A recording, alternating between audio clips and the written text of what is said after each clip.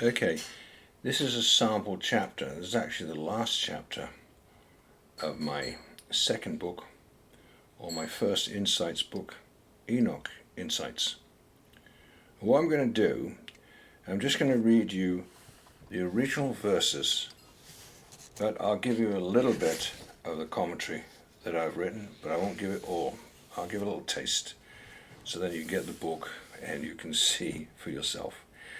I just read this chapter, I thought it was fascinating. So chapter 108 of the book Enoch, inside my book ENOCH Insights, the very last chapter. Verse 1. Another book which Enoch wrote for his son Methuselah, and for those who will come after him, and keep the law in the last days. Ye who have done good shall wait for those days, till an end is made of those who work evil, and an end of the might of transgressors. Verse 2. And wait ye indeed till sin has passed away, for their names shall be blotted out of the book of life, and out of the holy books, and their seed shall be destroyed for ever, and their spirits shall be slain, and they shall cry and make lamentation in a place that is a chaotic wilderness, and in the fire shall they burn, for there is no earth there.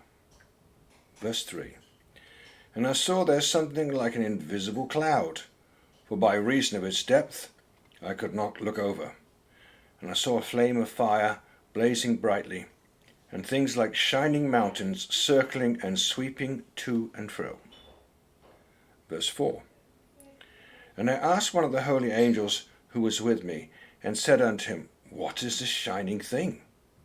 For it is not a heaven, but only the flame of a blazing fire, a voice of weeping and crying and lamentation, strong pain. Verse 5. And he said unto me, This place which you see, here are cast the spirits of sinners and blasphemers, and of those who work wickedness, and of those who pervert everything that the Lord has spoken through the mouth of his prophets, even the things that shall be. Verse 6. For some of them are written and inscribed above in the heaven, in order that the angels may read them and know that which shall befall the sinners, and the spirits of the humble, and of those who have afflicted their bodies and been recompensed by God, and of those who have been put to shame by wicked men who love God, and love neither gold nor silver, nor any of the good things which are in the world, but gave over their bodies to torture, who since they came into being longed not for earthly food, but regarded everything as a passing breath, and lived accordingly. And the Lord tried them much. For the spirits were found pure, so they should bless his name. Verse 7. And all the blessings destined for them I have recounted in the books, and he that assigned them their recompense, because they've been found to be such as loved heaven more than their life in the earth. And though they were trodden under foot of wicked men, and experienced abuse and reviling from them, were put to shame, yet they blessed me. Verse 8. Now I will summon the spirits of the good, who belong to the generation of light. I will transform those who were born in darkness, who in the flesh were not recompensed with such honour as their faithfulness deserved. And I will bring forth in shining light those who have loved my holy name, and I will seat each on the throne of his honour. Verse 9. And they shall be resplendent for times without number, for righteousness is the judgment of God.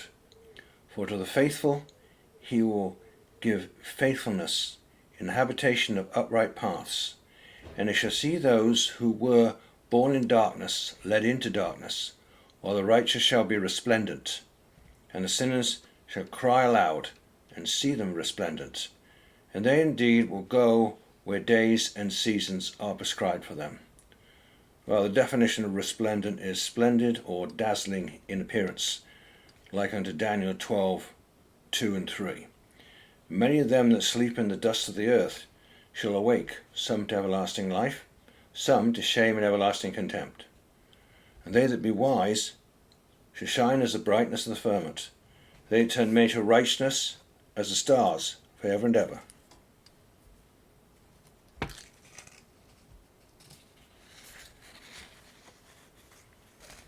Okay, now I'll just give an example of some of the things in my book. Some unexpected things, some paranormal things, some things you probably wouldn't expect in a Apocrypha book like this. If you read my first book, Out of the Bottomless Pit, that's all about the paranormal and strange things going on this planet, which line up a lot with what Enoch talked about fallen angels and giants and later in time gods and goddesses. So I just do verse 3. I'll give you the explanation or comment I gave on this third verse.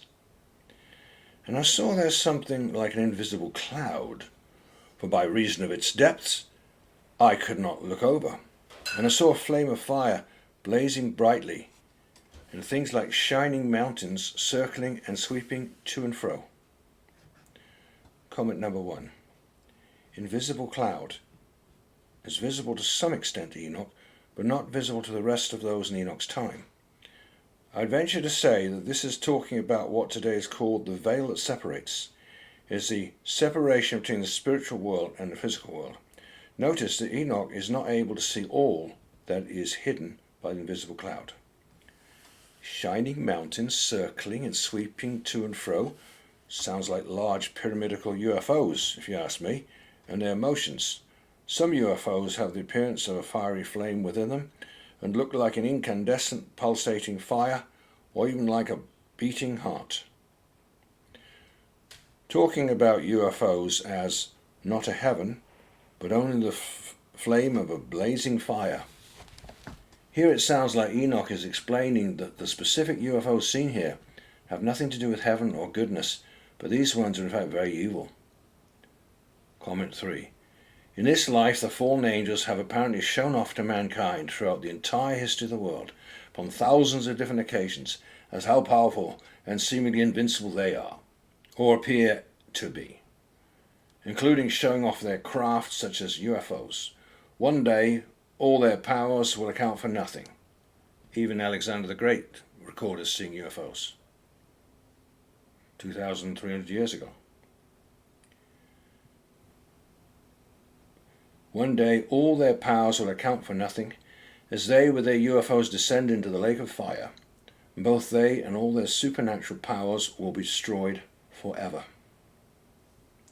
Zechariah 5:1. Then I turned and lifted up my eyes and looked, and behold, a flying roll.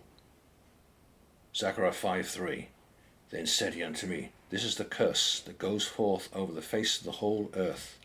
For every one that steals shall be cut off on this side according to it, and every one that swears shall be cut off on that side according to it. Comment number 4. These verses in Zechariah are amazing and sound a lot like the movie Aliens and Cowboys.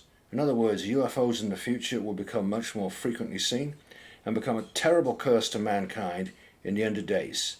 And that's why the fallen angels who pretend to be aliens unto mankind will end up getting very severe judgment as being Satan's emissaries.